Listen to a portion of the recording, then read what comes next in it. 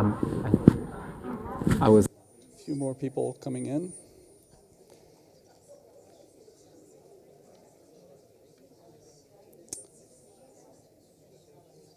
So, good evening, everyone. Can you hear me okay? Is this about right? No. Closer? Is that better? Okay. I'm Steve Goddard. I'm the Associate Director and Senior Curator for Works of Art on Paper here at the Spencer Museum of Art. And I'm here to welcome you to the second of our Big Botany lecture series. And tonight we'll hear from Giovanni Aloi, who will speak on the subject of plant capital, objectification, and agency in a consumerist world. Aloi studied art and art practice in Milan and moved to London in 1997 to further his studies at Goldsmiths University, where he obtained a postgraduate diploma in art history, a master's in visual cultures, and a PhD on the subject of natural history and contemporary art. He is currently a lecturer at the School of the Art Institute of Chicago. His scholarship focuses on the history and art of visual culture, specializing in the representation of non-human beings, such as animals and plants, in modern and contemporary art. His books include Art and Animals from 2011, Speculative Taxidermy, Natural History, Animal Surfaces, and the Art in Anthropocene, which was published earlier this year, and Why Look at Plants, a co-authored book dedicated to plants and contemporary art that will be published in June this year.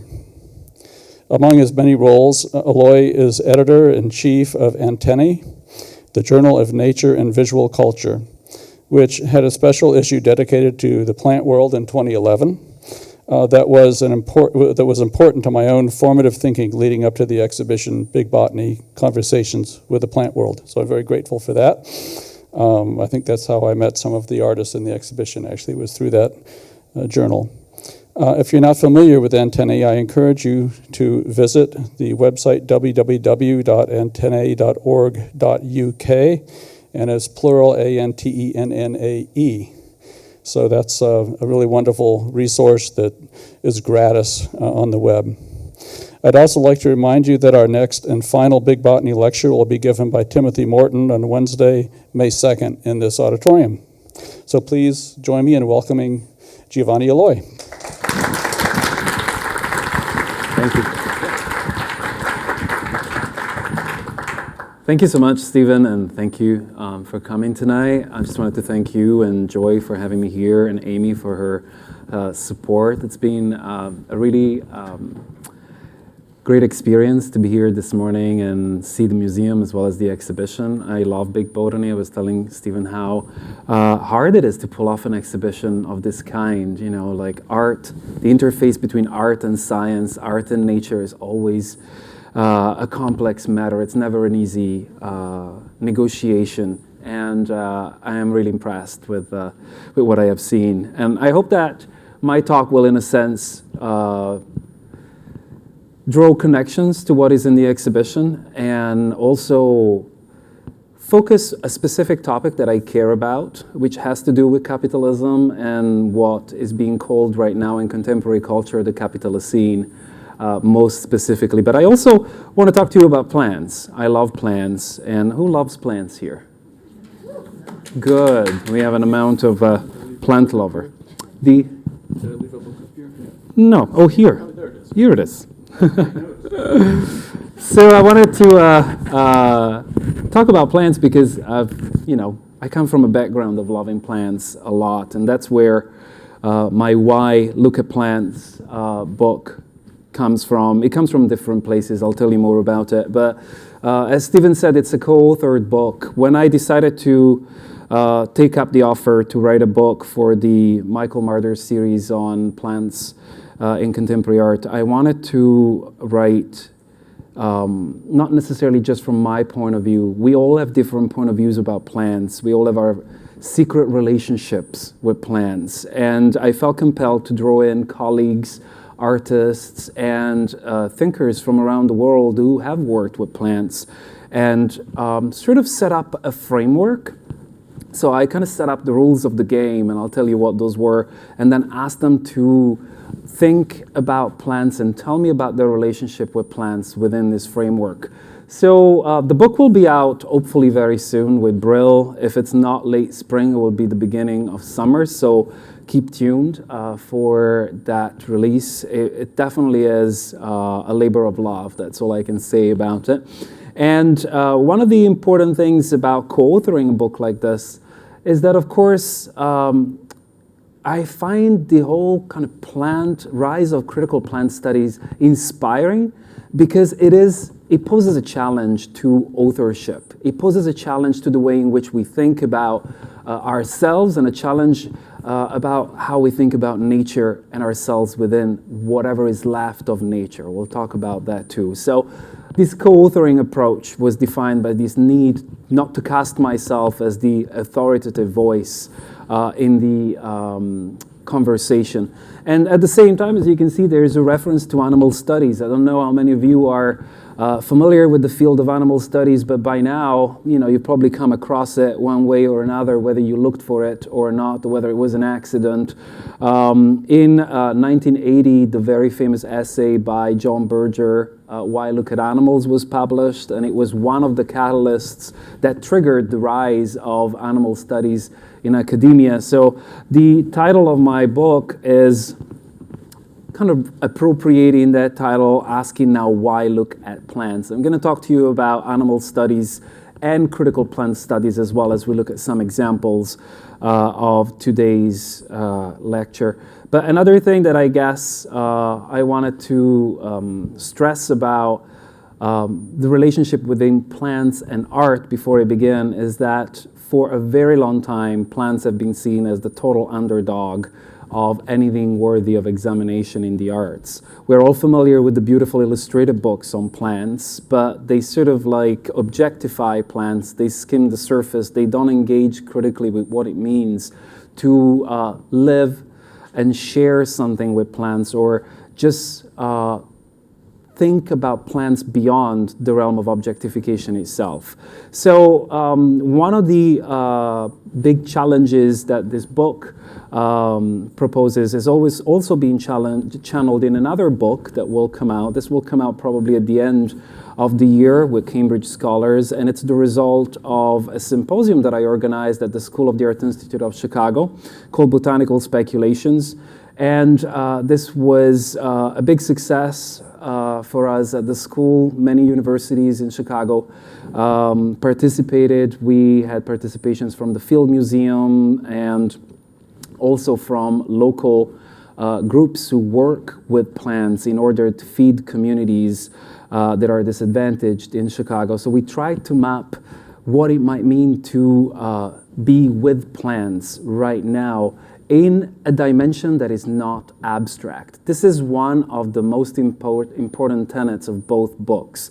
I sincerely want to move away from a position in which we think about plants in a philosophical, abstracted way, because I feel that that doesn't really take us anywhere. There is a sense of political urgency to the field of critical plant studies, like there is in animal studies too, that we need to engage with. It can't just be a sort of abstracted philosophical exercise to a certain point. And I think that that's a duty that we owe to the biopolitical register of everything we do today, everything that engages environments, the non-human in general, and anything to do with the Anthropocene. So I just wanted to begin from animal studies, because that's pretty much where I began. So I have to take you back to the beginning of the millennium, and especially to 1997. If you think about Jacques Derrida's The Animal That Therefore I Am, some of you may have had the pleasure. This was one of the big catalysts of the animal studies wave that took over academia around the world at the beginning of the millennium. And of course, one of the important theses that Derrida placed on the map with The Animal That Therefore I Am was a serious and deep problem with the word animal. And that, I think, is something that we have acknowledged, but that perhaps we haven't really overcome yet. So the idea of the word animal from a linguistic standpoint, the singular plural essence of the word animal becomes a stumbling block in the Western ability to think beyond objectification. So the idea that animal means all sorts of animals gathered into one, and therefore it's the equivalent of nothing. It's a form of othering something else. Animals are what make us human, right? We are not animals, we'd like to believe, or thought. The opposite has been proved many times in science. But philosophically speaking, the word animal must have been a big stumbling block throughout our consideration of animals themselves. And Derrida's objection in this respect is very interesting. So animal is a word, more importantly, that misidentifies often with violent consequences, a word that if we cannot get away from, and that seems difficult, should be under erasure. This is the result of the word animal in our minds. When we speak about animals, we have these compound creatures that don't exist in the real world. And of course, Derrida's alternative was animaux. Animaux being also a playful word in itself, in which the animal is acknowledged as such. There is the end of the word, as in mot, suggesting the idea of a word in French. So the fact that animals in our conversations become textual, they are texts more than they are real animals, or more than they could ever be real animals. But of course, over the past 20 years, there has been a lot of consideration of changing our linguistic attitudes towards animals, but nobody's really dreaming to write a book using animal instead of animal every time the word animal is brought into a context. So there is a lip service to this desire to change our relationship to the conception of animality in literature and art, but at the same time we seem to stop at a performative level. And I am particularly concerned that the same mistake doesn't repeat itself with the field of critical plant studies, because of course the two are closely associated. It's relatively easy for some of us who have been in animal studies for a long while to shift from a conception of animal studies to plant studies, thinking that all that is required is to just lower your bar. You know, if I can't understand an animal, well, I can't understand the plant at all. So, you just shift that paradigm. And actually, things are not quite as simple as they might seem. And of course, the word plant poses exactly the same issue that we have encountered with the word animal. When we say plants are this and that, or a plant is, we just totalize the variety of plants and biodiversity of the vegetal world into this chimerical being of some description that linguistically fails the living beings outside in the world. So could there be a plantimo? Well, perhaps. I'm not going to use it, but perhaps there is something there whereby the same argument that Derrida imposed on the word animal can be transferred to the word plant with broader repercussions. So my way to circumnavigate this generalization, because that's really the problem that Derrida wanted to focus on, is to actually think, and I do that in this book, think about plants in space and plants in their relationship with capitalism. So there is something fascinating about plants, and you can find the root of plant being not so much into the histories of philosophy, I claim, that date back to Descartes and Kant, but in the origin of plants today. Look around you. Plants on campus most likely come from a gardening center of some description, and they have been put in places, in specific places on campus by us.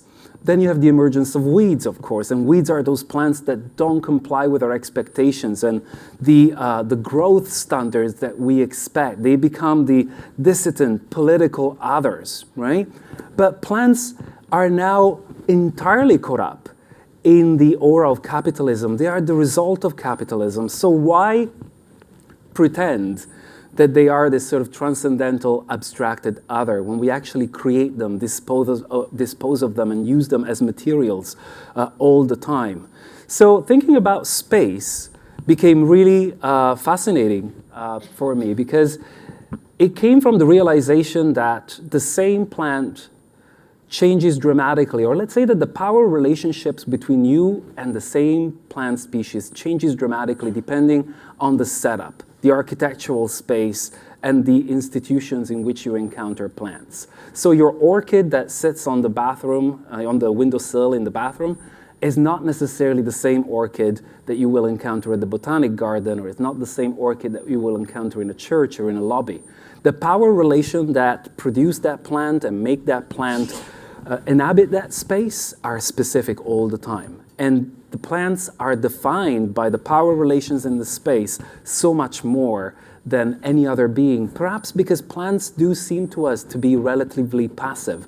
We know that they are not. We know that they do a great deal of calculation, pondering, and a great deal of awareness is actually one of the skills that they have. They're very aware of the humidity in their environments, the lighting. They are able to look for what they need. They're not passive at all, as you know. But at the same time, up until now, we have totally underexplored what space does to plants, what the circumstances are in which they live and the circumstances in which we place them due to plants themselves. And of course, a lot of inspiration about this came from Foucault. Foucault talks about space as epistemology, where we look at something. The specialization in which we look at an object makes a difference. Think about the scientific table. What you see there is very different from what you see through poetry or what you see through art, in a sense. So there's something really important about space and architectural space that comes with Foucault's discourse. And that's one of the frameworks that I explore in the book. But also, I wanted to be as realistic as possible, trying to consider the realities that plants inhabit today with us. And one of them, of course, is the Anthropocene. I'm sure you're all familiar by now with what the Anthropocene entails, but I wanted to just put on the map the Anthropocene for everybody because I will just oppose it to another concept called the Capitalocene to try and give you an idea of how capitalism actually plays a major role in defining our relationship with plants. So the Anthropocene is a proposed geological age marked by the commencement of significant human impact on the Earth's geology and ecosystems, including but not limited to anthropogenic climate change. And the Capitalocene is much more focused. You might be already participating in the debate about the Anthropocene as not serving its purpose and Capitalocene being perhaps a better suited term for the new geological epoch that we are inhabiting. Or I thought personally, I don't feel that Capitalocene quite embodies the geological aspect that Anthropocene might do. But just so that we're on the same page, the Capitalocene is the age of capital, has the advantage of naming the culprit, locating the climate change not merely in fossil fuels, but within the complex and interrelated processes of global scale, economic, political organizations stretched over histories of enclosures, colonialisms, industrializations, and globalizations, which have both evolved within nature's web of life as well as brought ecological transformations to it.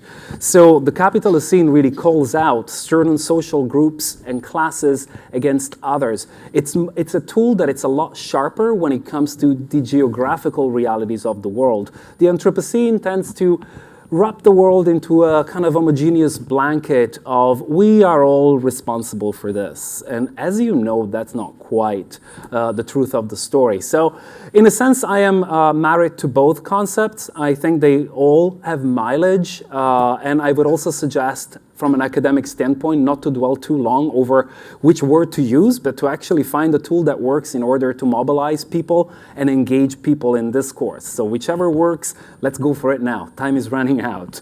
And of course, the Capitalocene comes from Jay's and W. Moore, Capitalism in the Web of Life.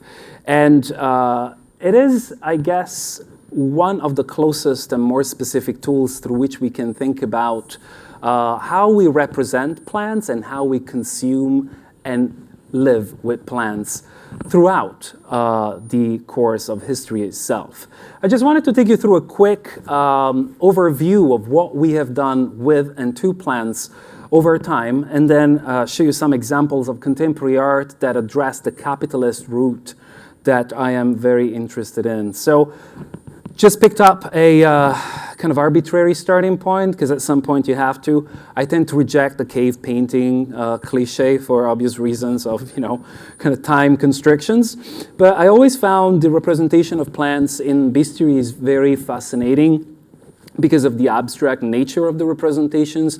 These plants look beautiful, but they could be anything. Of course, bestiaries are, the illuminations of bestiaries are the result of the Word of God, and there is no scientific purpose in these images, so it wasn't necessary to be able to identify plants. Realism doesn't have a place in medieval painting for that very reason, so why should we expect anything more from the representation of plants in bestiaries? But it's fascinating to follow the way in which realism becomes essential to the representation of plants through the early herbaria of the 12th century. Of course, medicine and science, early science, are the driving forces here. Think how scary it must be to go into the woods looking for a remedy for somebody who's feeling ill and using one of these as your guide. Saying, yeah, this looks like it. Pick it up, see what happens.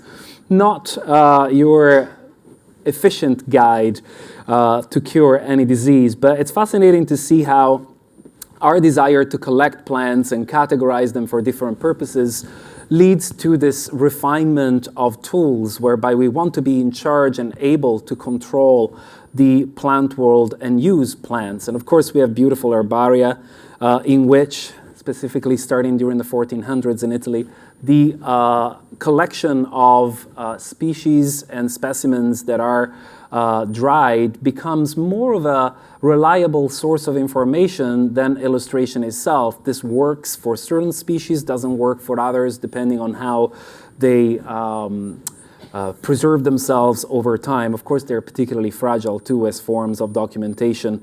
And through the Renaissance, of course, we have a different approach to realism. We have a dedication to represent the plant with accuracy in ways that haven't been witnessed before. And it's interesting as well to see what happens in eastern parts of the world, like in India and China, for instance, because sometimes there are very strong similarities between what was happening in the West, this idea of the plain background and isolating the plant from a sort of environment and connection with the environment in which it grows, and suddenly extrapolating it and making it into an object itself.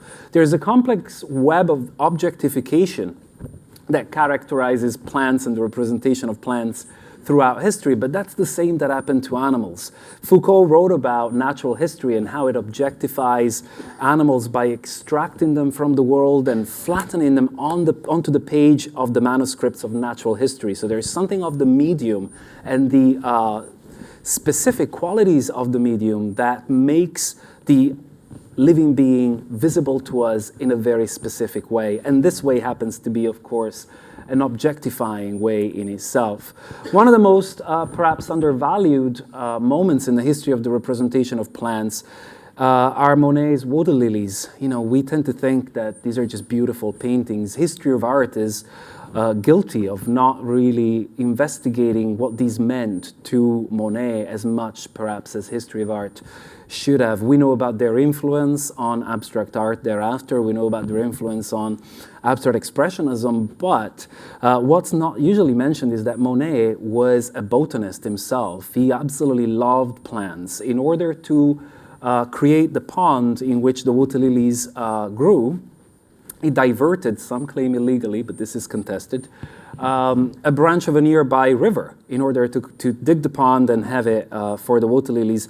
And he purchased these water lilies from a French business that's still in existence called Latour Mariat. They still have the invoices. Would you throw away an invoice by Monet? I don't think so. But it's fascinating to see how, he wanted this water lily so badly. And the ones that we see in his paintings are actually hybridized versions produced by Latour Mariat towards the end of the century. They're not your natural water lilies that were available in France at that time. So when you bring that element in, suddenly these paintings become so much more interesting, at least to me, and I hope that you might share that tiny bit of excitement that Monet was actually in love with engineered flowers rather than what we associate with this pure idea of nature. He also proceeded to hybridize roses and poppies. You can still get the Monetis, which is a breed of poppies he hybridized. But back to the natural history and history of art narration. Of course, we have a big moment in which Eastern art influences the representation of post-impressionism, and plants and flowers definitely are part of the great inspiration because of the flatness, because of the colors, because of the freedom that botanical illustrations bring to the composition. But we can safely say that Western art and Western thinking has a fixation for this. Right? This is the archetypal idea of plants in art. Whenever we think about flowers in art, it's the beautiful still life, the memento mori, absolutely loaded with symbolism, because Western art is about symbolism, especially classical art. The idea that these flowers could never bloom at once, right? This is a very dedicated and delicate patchwork where these plants have been borrowed from different herbaria, different paintings. It's an incredibly complex game of juxtaposition that's pulled off incredibly well by the most talented artists of the 1700s and the 1800s. But we see plants and flowers, but we really don't. We look at their aesthetic beauty, but never engage with what they do within environments, what they can actually teach us about life, or what they can teach us about what they know about being alive. We always look at them as metaphors, right? So you have your poppies symbolizing sleep, you have your tulips, you have your roses symbolizes love, you have your daisies symbolizing simplicity, and of course there's always something reminding us that all this is about to fade very quickly. That's the philosophy of the memento mori. There's usually an ant or a fly that you can actually see there sitting on the peach, reminding us that the beauty and riches of life are limited. Interesting, I love it. I personally, when I stumbled across this painting in Washington, D.C. a couple of years ago, I could have just happily stood there for 6 hours. And they are hypnotic, but at the same time, they don't say much, if anything at all, about plants. And this desire to actually think about plants differently in art emerged already at the beginning of the last century. This is the most iconic and earliest inclusion of live plants in a major museum. As you can see, this happened at MoMA, which is not a little thing. And Steichen exhibited his own engineered delphiniums. You probably all know delphiniums. Some of you love delphiniums. They're amazing flowers, but they usually don't come that large, right? Some of you might be thinking, what do I do wrong every year with my delphiniums? Don't worry about it. It's not your fault. Those have been engineered to look the way they do. And what's fascinating is, for instance, that right now we're going through this intense desire for purity, which scares me, right? I always look at purity with a lot of mistrust wherever it comes from. And there is a desire for everyone to have gardens with only native species, where you set the bar about what is a native species, by the way. You know, where do you draw a line at what specific biological transformation within the land that you assume you can recuperate or reappropriate. And everyone seems to be shying away from this idea of cultivars, you know, cultivars being the plants that we have been engineering over time through crossbreeding and other forms of manipulation. But isn't that one of the best forms of art? The idea that we can manipulate living forms of, you know, living beings and create aesthetic effects that are, let's say, not natural. Isn't that part of the whole discourse of art and aesthetics that's taken us roughly 2,000 years to digest and finally come to terms with? The idea of perfecting nature that classical art has nurtured for so long. Here it is, in the most practical way. And yet again, you know, some are like, but this is not really art. Why? Because the flowers fade?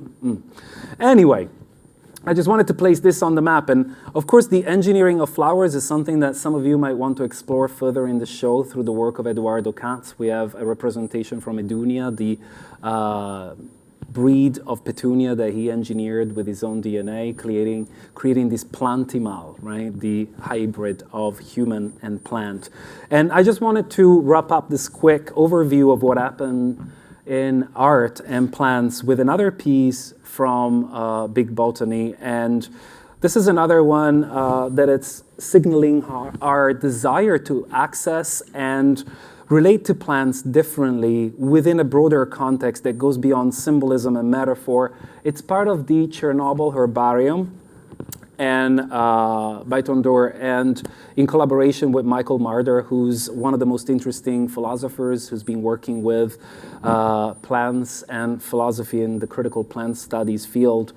And one of the things I guess that's fascinating here is about the Anthropocene once again. You're all familiar with the idea that the Anthropocene at some point will find its origin. Right now we're toying with this tool, but the geologists haven't really decided where it begins, which is a big problem, you know, when you start using that tool philosophically. So most likely the golden spike, as they call it, will be situated in 1945, and it's related to the radiations deriving from the atomic bombs, the experimentations, as well as Hiroshima and Nagasaki sedimenting on our environment. And it's fascinating to see a herbarium in which plants from Chernobyl have been allowed to imprint themselves through the radiation levels that they have absorbed and that they keep absorbing in that region of the world onto photographic paper. The idea of visibility and invisibility, how much of the Anthropocene is actually invisible to us, and that kind of links to Timothy Morton's hyperobjects, of course. When he will be here, I'm sure he will mention that. So having mapped this territory and the recent change in sensitivities towards plant, which finally is gaining traction in contemporary art, when you approach curators or publishers with a project about plants, they don't assume that it's going to be another Van Gogh flowers, you know, eye candy book, but that there might be something more interesting underneath. So I wanted to talk to you briefly about a work by Mark Quinn that I encountered in 2000. I, in hindsight, realized how lucky I was to stumble across this, because I was born in Milan a long time ago, and I still go to visit. Now it's harder that I live here. I lived 20 years in London. The flight was so much faster. But I happened to be in Milan in 2000, and a friend of mine said, hey, you got to see this. You're going to love it. And it's basically a one-off, because Mark Quinn never restaged this piece. It still belongs to the Prada Foundation in Milan. They have it in storage, but there are no plans to restage it. And it was a massive aquarium, 40 by 16 by 10 foot, filled with low viscosity silicon maintained at -4 Fahrenheit. When you bring silicon to that temperature, it turns into water, at least optically. You wouldn't want to drink it. But what the artist did was basically gathering all these different plants together, creating this Garden of Eden scenario in which suddenly, in this utopianist garden, all flowers from different parts of the world can bloom, grow, and thrive. As you will remember, before Adam and Eve ruined the whole thing for us, the Garden of Eden was this place of homogeneous lushness and wealth. And throughout the Renaissance and the Enlightenment, scientists believe that during with the fall of the Garden of Eden, with the fall of man and the dispersal of the Garden of Eden's animals and plants, came the dystopian reality in which we live. So botanical gardens during the 1700s effectively represent the desire to bring back the Garden of Eden. Every botanical garden you visit today, whether it was established in the late 1700s, 1800s, has this religious undercurrent that dominates his ambition to bring all these plants from all over the world together. And beside the beautiful quality of the work itself, it's incredibly aesthetically pleasing, there was also a darker aspect to the work itself. Of course, this is the product of technology. It is a thoroughly anthropogenic work of art in the sense that it creates a beauty that is fictitious. The plants that we see here represent this combination between hybrids that have been engineered over time to look appealing to us and wild species, wild varieties that we have actually not interfered with for different reasons. And there's also the machinery itself, the idea that the beauty of nature, or what we call nature, can only manifest itself in a way that we like. This is all ordered, manicured, cleaned up, and maintained when we actually burn fuel.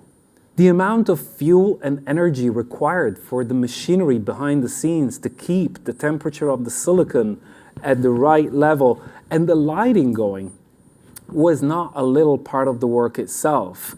So there is this darker side that beauty comes at an expense of the natural environment out there. Even our artificial manipulation of nature always comes at somebody else's expenses in a way or another. So there's a strange apocalyptic quality, if you like, to this garden. This idea that perhaps in a kind of post-Blade Runner world, we will only be able to experience nature in this way, in a closed environment and within this sort of memento mori construct once again. You know, this is technically a memento mori come to life in a suspended form of animation that it's utterly impossible in nature itself. And that's one of the questions, I guess, that we want to ask ourselves today even. Why isn't what nature gives us enough, ever?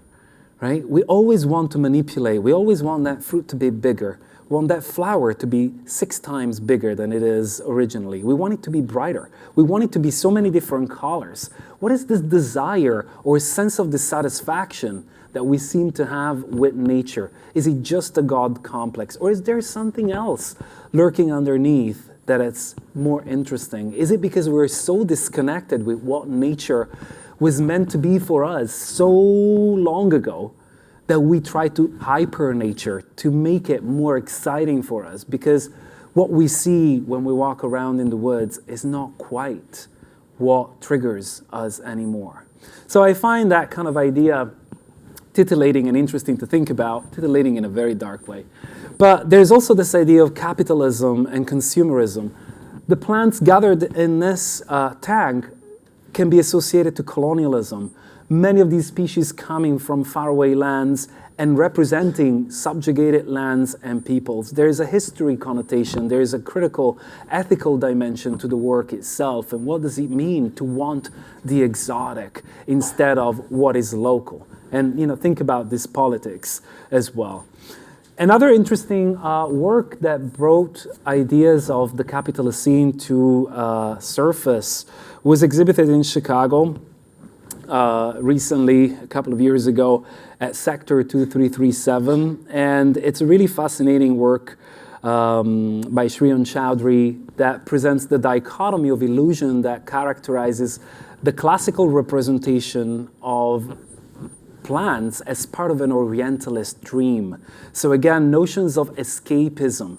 We plant our gardens very carefully, go to Home Depot and gardening centers, buy them all, dig holes, put them in, then sit back and sigh, nature, I love it. And it's like nothing is more artificial than our gardens, right? Our back gardens are totally made up. And one of the things that I found incredibly fascinating about this piece is how Shriyan was just like taking us from one dimension to the other, revealing the dichotomy, the gritty reality behind the beautiful image. So on one side of the installation, you could actually see everyday objects, plastic materials, lamps, everything that looks like a landfill and some sort of like pile of debris. But if you walked around, the lamps would reveal this beautiful illusion.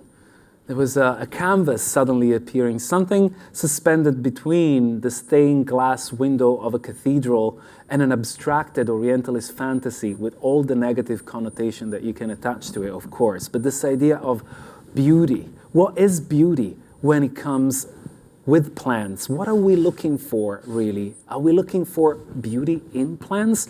Or is there something else? Are plants a bridge to a different idea of beauty? So once you return to the other side, which is the one you encounter first, walking through the gallery space, the shock is even stronger. It's like, whoa, so much beauty comes out of so much ugliness. I mean, this is a totally postmodernist paradigm that we have experienced before with many other artists. But I was fascinated by the fact that the artist left the labels on the plants that we see in the installation itself. So on the night of the opening, I talked to him extensively, and I said, what's with the labels there? I see the plants come from Home Depot.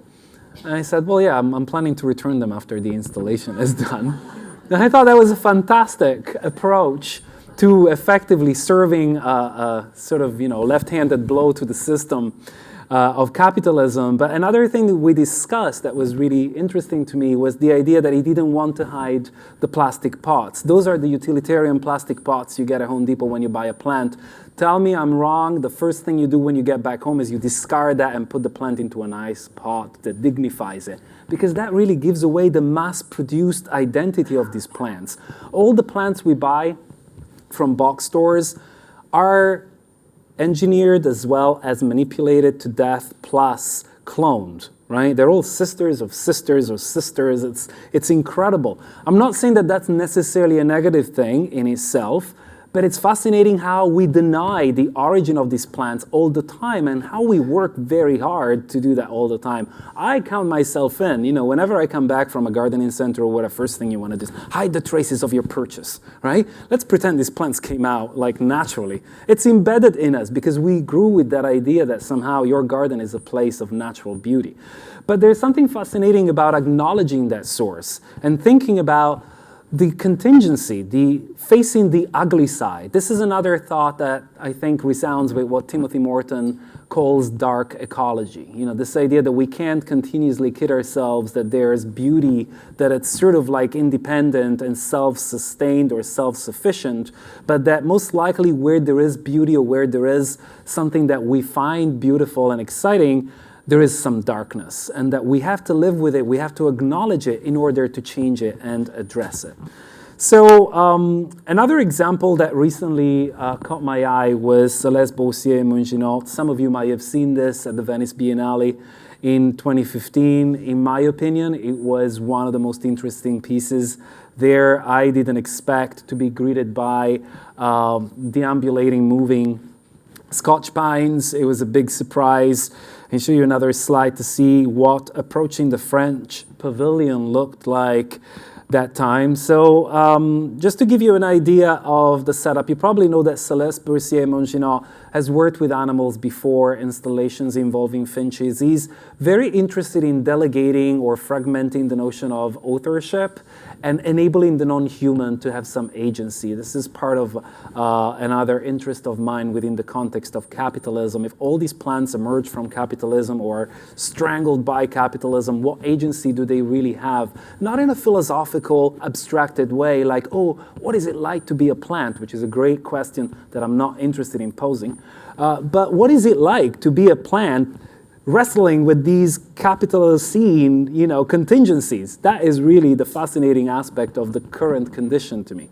So the Scotch pines were floating around the gallery space through these wheelie bases that were linked to complex electronic systems of sap flow sensors, which through a low voltage electrical current gave them the ability to move in space in order to choose their preferred situation in relation to lighting, humidity, temperature within the gallery space. How many times you came back home with a plant from a gardening center, put it somewhere, and you just see that plant perishes and perishes day in, day out, and you don't know what to do, so you start watering it more, and you think that that will do well, and you're actually killing it for good. If the plant had wheels, it probably would run out of the apartment, right? But short of doing that, some of us try different locations. You can read up online now and find out whether it needs more light. Maybe there's a draft in that spot. It was fascinating to see that these Scotch pines were enabled to move around the space, choosing what they like depending on the day. As you know, plant fixity has been one of the major sources of our objectification of plants themselves. They are like an object to some people. They just sit there and they can't scream or run away from us. We know, thanks to science, that they can send messages through many resources involving their root systems, involving pheromones. There's so much going on that we cannot see. But the fact that we can't see it doesn't mean that they are not doing anything. So Boursier-Monginot is thinking, okay, we have to face this problem. Plants are very cryptic. They're very laconic. They're very still, usually. They work on a time frame and a reality that is very different from our time frame and reality. So how can I convey that these plants have agency, that these plants actually have desires? And that's a big word, because we associate desire with a complex philosophical dimension of identity and consciousness. Can we claim that plants are conscious? I wouldn't even go there. Why? Why do they have to be like us all the time? Isn't that frustrating?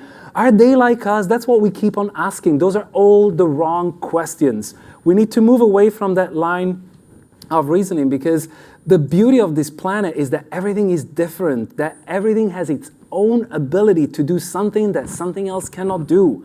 And instead, our view, for as much as we claim that we're moving away from anthropocentrism, tends to revert onto these cliches that are non-productive. Enough of a rant. So what happens with the pines is that technically you have to make visible this ability to move, this ability to want something. And it's very interesting that the artist decided to use Scotch pines, because we do this to them every year. They are our favorite Christmas trees. Now, here we come again with the Capitalism dimension that it's so complicated. If you've walked on the streets of New York just after Christmas, it's like a bloodbath of plants. So many dead bodies everywhere. And it's an incredible sight. Now, I don't want to send off the kind of wrong message. I am not advocating not killing plants. We have to survive, right? And unfortunately, part of the dark loop of being alive is that we have to consume something.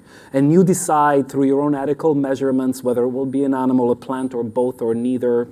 Let me know. But there is something fascinating about how disposable plant life is to us. That's what I'm interested in. How did it become so disposable that we can't actually conceive a different system to deal with these trees? There are between 35 to 40 million Christmas trees discarded every year in the United States alone. That's a whole lot of a waste. And if you think that they all get recycled and end up at IKEA, you're wrong, right? The good thing about growing Christmas trees, if you want to call it a good thing, is that they prevent land from being developed for other purposes. So a Christmas tree can take 10 years to grow. And before it's chopped off, at least it's provided some nourishment and habitats for animals. But of course, it's agricultural, intense agricultural system again. So you're looking at land that it's just, dedicated entirely to one culture, which we know is not what our planet needs. Again, negatives and positive. But I found particularly fascinating the idea that there's this specificity that some contemporary artists want to overturn. So in the French pavilion at the Venice Biennale, visitors were actually invited. As you can see, the setup is one of contemplation. They were invited to sit on the steps and look at these trees moving around. And they were also treated to a soundtrack that was created in real time by the trees that you will be able to hear now. That's the soundtrack. It sounds very staticky, but again, what would you expect plants to sound like if anything about their biosystems could be translated and transposed through some audio equipment? And I guess the most important thing that was achieved by the installation was this idea of slowing us down. You've surely been at the Venice Biennale and you know how frantic it is. You've got many pavilions to see. You've got so much to take in. And very few of us would actually say, well, you know what? I'm going to sit down here for 20 minutes and listen to these trees and just take in what's happening. These trees are moving, and I can actually see them making a decision of some description. Those who have done so, I think, accomplished a great deal in terms of shifting away from the anthropocentric dimension that we have been accustomed to. One of the things that we can't do is understand the temporal framework of plants themselves. How can we gain something in our lives from understanding the plants slowing down, their ability to do something and achieve something in ways that are not necessarily based on rushing and conquering and overpowering something else. A troubling work, as I near the end of my talk, is one by George Gessert. He came to SAIC to give a talk a couple of years ago, and it was very interesting to hear him describe how troubling this piece was to him. He's also a veteran in bioart, and he's been working with plants for a long while. Art life is about life. And that's why it's troubling. It tells us things we don't want to know. What does it tell us? Well, some of you might know Colea. How many of you know Colea? There you go. Plant lovers, gardeners, keen gardeners. Fabulous. Now, I'm sure that if you don't know Colea by name, you know what they look like because they're ubiquitous in summer.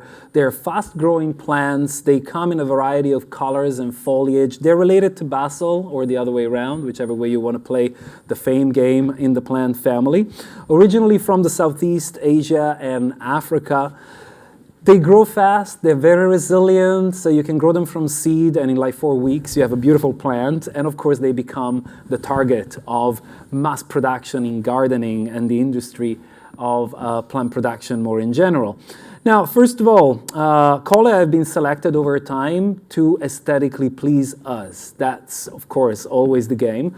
And in this installation, George Gessert presented different varieties of Colea to the gallery visitors and then asked them to compile a questionnaire. You can see some there, explaining which aesthetic traits they liked better than others.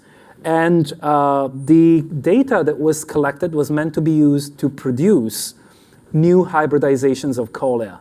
So what George Gessert was basically doing, here's a good picture of Colea that might help some of you who are not familiar with the plant identifying it better. But what George Gessert was basically revealing is how the industry works, right? No hidden game, no pretense that this is nature by any stretch of the imagination.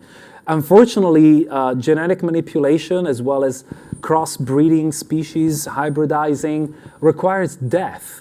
It requires a lot of death in animals as well as it does in plants. You will have your plants that aesthetically are not really pleasing coming out of crossbreeding, and you have to destroy a whole harvest of plants that don't have a commercial future. Or you hit the jackpot and suddenly you can patent a new plant.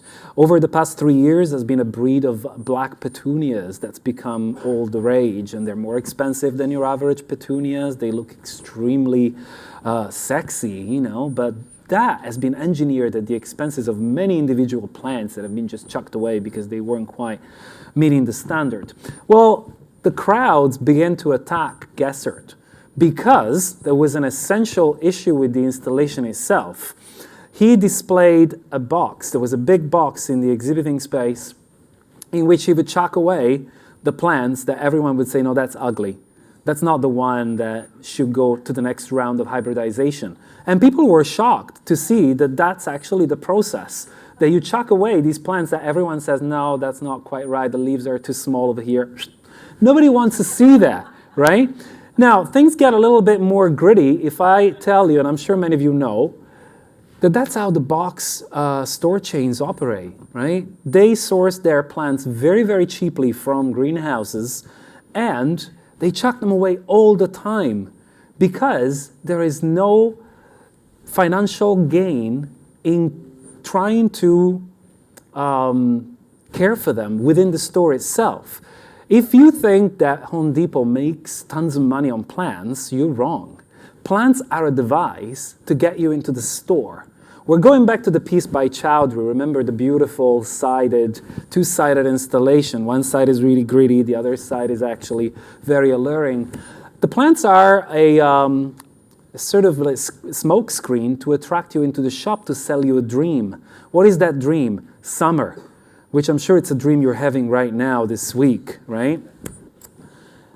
The plants are usually situated outside the store. You drive by, you see the plants, you start thinking barbecuing, you start thinking sitting in the afternoon, reading a book in this beautiful garden. You go in. You will buy the plants, but most likely you will buy what Home Depot wants you to buy, which is some umbrellas and chairs and barbecues and all the paraphernalia that come with gardening. It's like the pet industry. You think you own a dog. No, the pet industry owns you. Because at that point, you become a slave to buy all these pet foods and toys. The dog needs so many things you never thought the dog needed, right? So it's the same with plants. Plants are just a smoke screen. Yeah, buy the plant, and then you will need the fertilizer. You will need the, spray to kill the aphids and insecticides and whatever else. So it becomes a chain of capitalism that you can't control. At that point, they don't care that many millions of plants are churned out and trashed every day. They need to look pretty. They need to lure you in. So any plant that looks, ruined in the morning goes straight into the dump. It doesn't matter that you can bring it back. It doesn't matter that you can actually take care of it and, bring it to health in no time. Many of them don't reduce the price either, because they don't want to train you that you can wait until a plant gets tarnished to go and buy it. Now, Lowe's is different at this. I might get sued out of this. What do you think? I don't know. But I've been studying them for quite some time. I think they're extremely fascinating in a very dark way. There is a whole chapter in my book where I retrieved a forum conversation between people who realized that this is how box stores operate and were appalled by it, and suddenly some managers from Home Depot and other chains coming in explaining how it works and how plants are cheaper than the hourly rate of a worker. So to use a worker to water plants that might require an extra watering, it's a loss for them. So they might as well let them die and get some new one the day after. It's really, really gruesome, and it's really, I think, the emblem of the Capitalocene, the way that I guess the Capitalocene rules our lives and rules the lives of non-humans around us. And I just wanted to bring in this painting by Rose Wiley, if the clicker helps me. Okay, let's see what doesn't quite function now. Okay, here it is. Now, Rose Wiley is a painter who creates sort of an abstract expressionist-inspired approach to figuration. So the images themselves are sort of hybridic. They're suspended somewhere between the idea of a childlike approach, a childlike naive aesthetic, and something that hides a darker nature. For those of you who are not familiar with Tesco, you can see it says there Tesco, Carnation, and Lily. Now, Tesco is a multinational supermarket, banking, insurance, and merchandise chain based in the UK. If you lived in the UK, you know Tesco really well. And it's one of the most important financial powers. It's also a bank, and it controls more than a quarter of the grocery market in the UK. Tesco has frequently been accused of aggressive expansion strategies that drive smaller local businesses away from towns and neighborhoods. So I found it very interesting that Rose Wiley would just create these flowers that have lost any aesthetic appeal, almost as if she's trying to reveal the real nature of these flowers. Don't dream over them. This is a Tesco carnation. This is your Tesco lily. There is something quite grotesque about them. There is something quite dark about them. There's definitely no poetry left in these flowers. And one of the reasons why there might be no poetry left in these flowers is because this is where our flowers come from. Wherever you buy your dream at the gardening center, even those gardening centers who claim to be very respectful to the life of the plants that they sell, sometimes are lying. Go there at Christmas and look at the poinsettias. Poinsettias don't come out like that. They have been trained over the previous 4 months through severe pruning and lighting organization to bloom at that specific time. They've been forced with fertilizers, right? So I don't want to necessarily be negative about Home Depot and say, oh, the box stores are evil and the independent gardening centers are not. At the end of the day, they're all businesses and they need to make money, and that's part of the Capitalocene reality. But one of the things I wanted to bring to your attention is the reality behind our cut flowers and plants. dates back to the beginning of the 1970s. That's when suddenly we started to grow plants beyond the levels of the supportable, what can be supported by the environment itself, the sustainability of the environment, because demand is so high and a capitalist system doesn't care about the environment. So most of the flowers we buy in the United States, 70% of it comes from Colombia. And that started in 1979 with Flora America. And it led to a colonization of the savanna in Colombia, where almost every inch of land is now covered by what we see here, which is intensive cultures of flowers for our consumption. $60 million a year turnaround for one company alone. So there's so much money to be made in that industry. But of course, there is a price to be paid for the environment. There isn't much water in the savanna already. The water is being extracted from the depths of the ground, so it doesn't surface anymore, and the local flora is disappearing as a result. So whenever we buy a bunch of flower or some of the plants or flowers that are cut, that's the price, the hidden price, and the fact that we can actually spend $12.99 of what looks like a pretty beautiful bouquet at Target comes with a much more expensive cost somewhere else around the world. And that's part of the Capitalocene and the darkness that characterizes this new shifts in our cultural reality. Now, last work, possibly more positive and also lighthearted at times work I wanted to present is from three students of mine from a couple of years ago at SAIC, Linda Tagg, Brian Morrison-John, and Joshi Radin, who collaborated. I was mentoring their project that was funded by an EAGER grant, EAGER standing for Early Concept Grants for Exploratory Research, awarded by the Shapiro Center for Research and Collaboration. Linda Tagg has been working with seeds and supermarkets, supermarket aisles and packets for quite some time. You know, as you work your way through the supermarket aisles and you look at packets of rice, seed, and other pulses, and you think, wow, I wonder what the plant looks like. What does chickpea look like? What does a bean plant look like, right? Well, that was part of the curiosity that Linda developed walking around the supermarket, but also she started to think about growing these seeds as a form of political resistance. Let's bring these life forms that have been packaged to be sold and never to see the light of day as living organisms to actually flourish in an environment for whatever lifespan they could have. She also became concerned with the fact that we have been told many years ago that everything is sterilized and that nothing should really germinate, right? Because everything is being cleaned off real good. Well, look again, not true for everything. She's been growing those packets of mixed pulses and seeds for a very long time, and they pretty much work a treat. One of the things that growing these trays of seeds enabled Linda to achieve is to map a sort of idea of territory and the control that we have over territory. As you fly from one city to another, you can just look at our land. It's all squares, right? It's all a mapping of realities that are controlled by us, what we call the landscape, right? And what we associate with a natural romantic idea is pretty much gone. You really need to look for it. So the trays that Linda used are very much about this monopoly that we have over plants and over the construction of the land itself.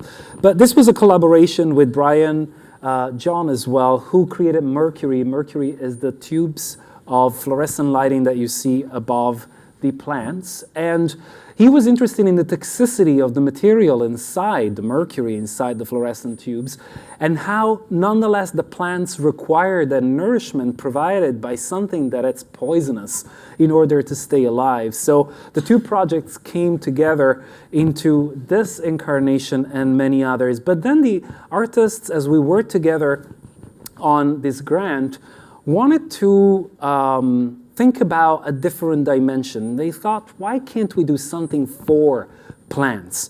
The whole of the history of art is about taking something. The whole of the history of civilization is about using plants as a resource, either because of aesthetics or because they are useful to us. So what can we give back? And this is where the work took this kind of poetic / ironic turn. So they decided to test a number of films. They thought, well, you know, plants are photosynthetic beings. They might like movies. The idea that, you know, they will respond to the medium of light in itself. So they sampled the top 50 of the video bank database most watched videos and projected them onto the plants. Proceeded to measure with a light meter the frequencies and intensity of a synthesis of the whole film to establish which films would be the favorite ones for the plants. Of course, we're not thinking about content here, we're thinking about light quality. And this is what the plants liked. I mean, this is quite astonishing. Now we know what movies from the archive the plants would like to watch. And as it turns out, the plants loved 308 by Yvonne Rainer. Some of you might know 308. I'm going to show you a quick clip of 308. Amazing 1965 piece of dance, let's not call it dance, performance. It's a kind of equivalent of Duchamp's Fountain meets 433 by John Cage for performance. You know, she was really deconstructing the idea of what is moving your body through a choreography. It took her 6 months to perfect, and this is the manifesto that really encapsulates what 308 wanted to capture. So as you can see, it starts with lots of no's, which is a good place for a manifesto, right? I tell you exactly what I'm not going to do. And it's basically a total breaking apart of the tradition of dance in a classical sense. What am I going to do with my body within this framework that has so much in terms of cultural references? We thought it was hilarious that the plants would actually favor a piece that it's about deconstructing structure, rationality, form, style. It seemed very political and very appropriate. This is what 308 looks like. I'm going to play you a really quick sequence, but you can see that it is the antithesis of any pleasurable experience involving dance or ballet, right? It's about reconfiguring movement and ideas of femininity as well as dynamism, aesthetic, balance, time. But it's all choreographed as well. That's one of the, I think, things I find incredible. I can't dance, and the idea that you can actually remember that sequence of movements without a rhythm or a musical base that guides you to remember something is astonishing to me. So we proceeded with the second stage of the project at this point, which was to contact Yvonne and say, our plants like 308, which, as you can believe, she was pleased with. It's like, well, that's a first. And Yvonne has been working with dancers and performers over time who are entrusted with teaching 308 because, of course, she can't travel around the world everywhere to perform it or teach it to students who are interested in performers as well, who are interested in 308. So Linda K. Johnson, who was one of the entrusted keepers of 308, came to SAIC and thought, I didn't learn 308, but my students did, and they performed it for plants in the city of Chicago. Before I show you a couple of stills from what they performed, there's a clip here of plants enjoying 308. So this is what one of the stages of the work entailed. So after establishing what the plants really loved in a photosynthetic dimension, of course, they proceeded to organize a film festival for the plants. So there were 5 screenings where the plants could finally enjoy those 5 films. And of course, you as a viewer could see what the plants were finding pleasurable right on their leaves. And this is Joshi at the Lincoln Park Conservatory performing 308. for the plants in the botanic garden. The institution wasn't particularly pleased with it when they asked for permission, but then eventually dawned on them that they didn't really need to ask for permission. Just do it. It's not like a big production. And of course, the people around thought, there's something going on here. We're not quite sure what. Linda Tagg was performing Trio A for a group of poor plants at a Home Depot car park. That's where Home Depot plants usually spend a lot of their existence until somebody buys them. So it seemed appropriate to give them some of that pleasure. And of course, this is the dimension in which the project becomes humorous. It becomes poetic, if you like, in a kind of gritty way too, but interesting nonetheless, this idea of wanting to give back for once. And before I totally wrap up the talk, I just wanted to point out my 2 issues of Antennae that Stephen mentioned. Came out in 2011. I just cared to mention that because, we were on this before many other people gone on this, right? It's not like we haven't been thinking about plants for a long while. And like Stephen said, Antennae is free online. You can download all 44 issues that have been published over the past 10 years. And if you really like to treat yourself, you can buy Antennae 10, which is a book on paper, gathering many of the most interesting essays, interviews, and portfolios that we've published over time. You can find it through many retailers around the world. And how classy to end with a sales pitch, right? Great, thank you very much.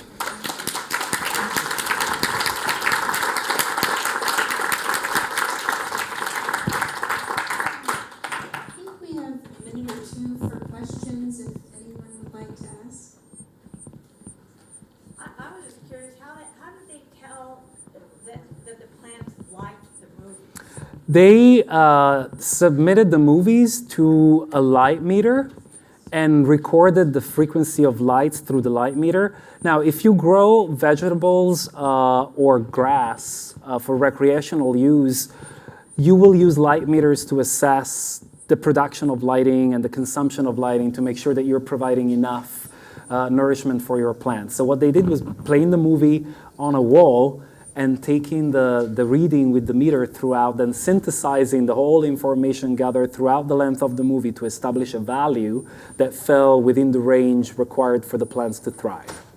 So that way they would establish which movie the plants would be enjoying more in terms of being aware of it. I think that was the really interesting thing for them. We look at plants thinking, we don't know what you're thinking, we don't know what, I'm using thinking in an ironic way here, but we don't know what's going on within your biology right now through our senses, but we know one thing. You like light, and we can tell when you're upset because you don't get much of it. So the easiest way to give back was to show them movies. Yeah, and make sure that they watched what they liked, which is the agency part, again, in a very poetic / humorous way. So not just imposing films on them that they might absolutely dread, but actually let them choose. So they didn't actually show the movies on them? They did it as a performative during the film program. So the image I showed you with Trio A shining on them was on, but you don't need to show the film on the plants to measure the light intensity. You can just record the light intensity in the knowledge that the plants will need this frequency in order to thrive. But you need to know that ahead of time. One more question? What you have brought us today is really revolutionary, but I think that revolutions have to include everybody. We're largely people in a university. How do kids get to know this information? How does this information that you've brought us, how is it being taught in grade schools, elementary schools?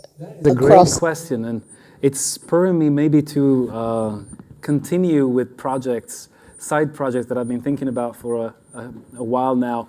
I was talking to Stephen as he took me through a beautiful tour of Big Botany, and as the tour ended, I said, I really feel that we need to reform our curriculum for primary schools entirely and place nature back where nature belongs. We have to enthuse our children about nature. We need to make them curious about it. We need to think about nature with them in new and exciting ways so that the tablet becomes secondary, or it becomes a tool to access something else rather than the thing I want to look at. To me, it's astonishing, that children of today are really, they're done a disservice from in education around the world. I'm not just saying that the United States is a specific case. Europe is equally bad. In the United States, we tend to think that everything is a lot better in Europe, but it's actually not how things are. Europe is a lot better at covering up, and like sweeping under the carpet.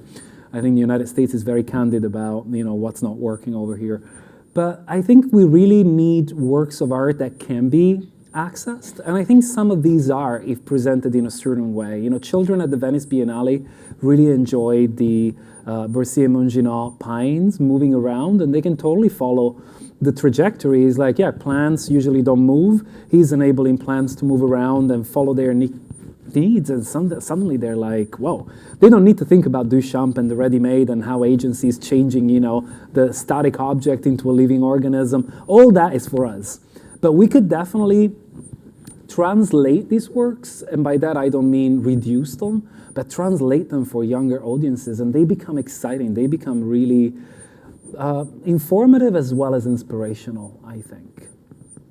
But that is the thing I would like to accomplish, if possible, at some point when I'm 95, is to see some sort of reform. I really feel that we're failing our children right up from the word go by not enthusing them and not explaining to them that if you learn to appreciate nature, and I keep using nature, but that's a problematic term, but if you learn to love animals and plants and environments when you're a child, your life will never be empty. You will never have this kind of sense of, what is life for? What am I meant to do here?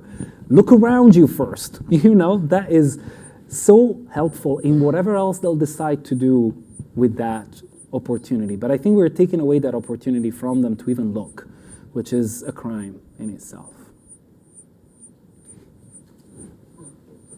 Yeah, thank you, Giovanni. Thank you very much. Thanks again for coming.